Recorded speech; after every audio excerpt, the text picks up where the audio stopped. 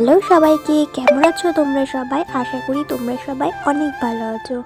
আমি শৈলী আর আমার চ্যানেলে তোমাদের সবাইকে ওয়েলকাম। একবারে আমি সকালবেলা উঠে রান্নার দিকে যাই।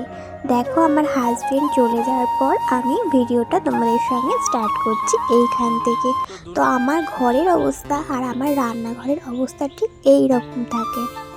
আমার হাজব্যান্ড বেরিয়ে যাওয়ার পর থেকেই আমি এইসব সব গোছানো থেকে শুরু করে এমনকি আমিও ব্রেকফাস্ট এমনকি জলটা খাওয়ারও সময় পাই আমি তখনই। তো দেখো আমি জানলাটা আগেই খুলে রেখেছিলাম, দিয়ে আমি পর্দাটা সরিয়ে দিলাম, দিয়ে এখন একটু নিজেকে সময় দেওয়ার পালা। তো আমি একটু বসে খাওয়া দাওয়া মানে ব্রেকফাস্টটা করে নিচ্ছি। সকালে উঠে যেহেতু আমি রান্নার চাপে চাটাও খেতে পারিনি, চা বিস্কুট এমনকি ব্রেকফাস্ট তো এখনই করব সেটাও করতে পারিনি, তাই সব একবারে করে নিচ্ছি।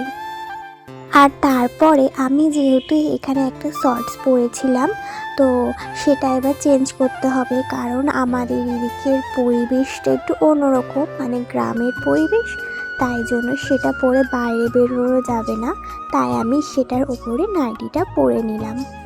তারপরে ওই যে তোমাদের বললাম না সকালে উঠে কিছুই করা হয় না, তাই চুলটাকে একটুখানি আঁচড়ে নিচ্ছিলাম, দিয়ে এইদিকে জামা প্যান্টগুলো সব ভিজাতে চলে এসেছিলাম। আর জানো তো আমার ঠাকুমা শাশুড়ি মারা গেছে, তখন সেই মাথার চুলের এমন অবস্থা হয়েছিল, চুলে তেল দেওয়া নেই, এমনকি চুলে চিরুনি পর্যন্ত দেওয়া যেত না।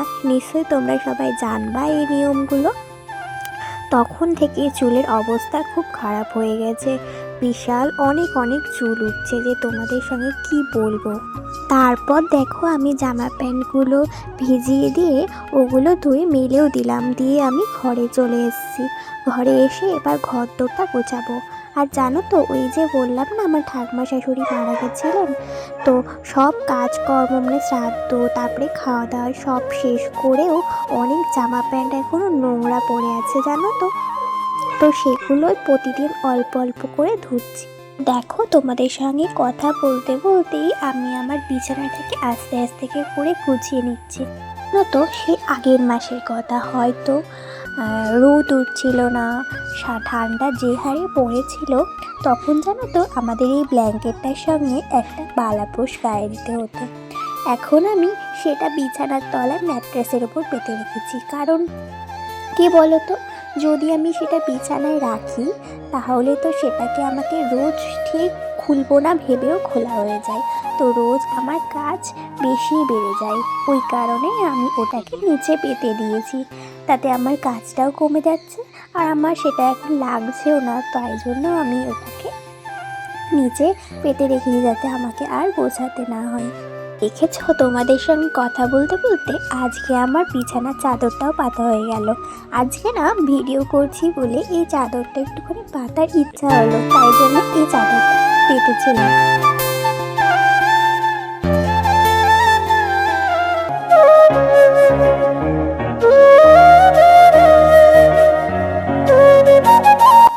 আমার বিছানা গোছানো রেডি হয়ে গেছে, বিছানা পুরো আমার কমপ্লিট। একটা সংসারে কত কাজ থাকে তাই না বলো, আর আমরা ভিডিও দেখতে দেখতে ভাবি হয়তো সে কাজটা কত চটজলদি না করে ফেলছে। আমার তো মনে হয় যে ভিডিওর মতো যদি এরকম চটজলদি কাজগুলো সেরে ফেলা যেত তাহলে কতই না ভালো হতো। তোমাদের কি মনে হয়? তো দেখো আমি তোমাদের সঙ্গে কথা বলতে বলতে আমার ঘরটা ঝাড় দেওয়া অলমোস্ট কমপ্লিট হয়ে গেছে। আর এদিকে ক্যামেরাটায় কী হয়েছিল জানি না, ক্যামেরাটা না আবজা হয়ে গেছিলো, তখন আমি বুঝতে পারিনি, কারণ ক্যামেরাটা অন করে দিয়ে আমি তো আর খেয়াল করিনি। তারপরেই দেখো আমি খেতে বসে পড়েছিলাম। আজ সেদিনকে না যেদিনকে ভিডিওটা শ্যুট করেছি সেদিনকে আমি ঘরটা মুছে নিয়ে আমার শরীরটা ঠিক অতটা ভালো ছিল না, তাই আমি স্নান করে আমি একবারে খেতে বসে পড়েছিলাম। এই দেখো কি কি রান্না হয়েছে তোমাদের সঙ্গে সেগুলোই আমি দেখাচ্ছি। তো আমি না সচরাচর বেশিরভাগ শাড়ি পরি না, শাড়ি পরতে আমি অবশ্যই ভালোবাসি কিন্তু পরি না। আর সেদিনকে পরেছিলাম তার একটাই কারণ, আমি কিছু রিলস ভিডিও শ্যুট করব বলে, অনেক দিন ভিডিও শ্যুট করা হয়নি, তাই ভাবলাম একটু ভিডিও শ্যুট করে নিই।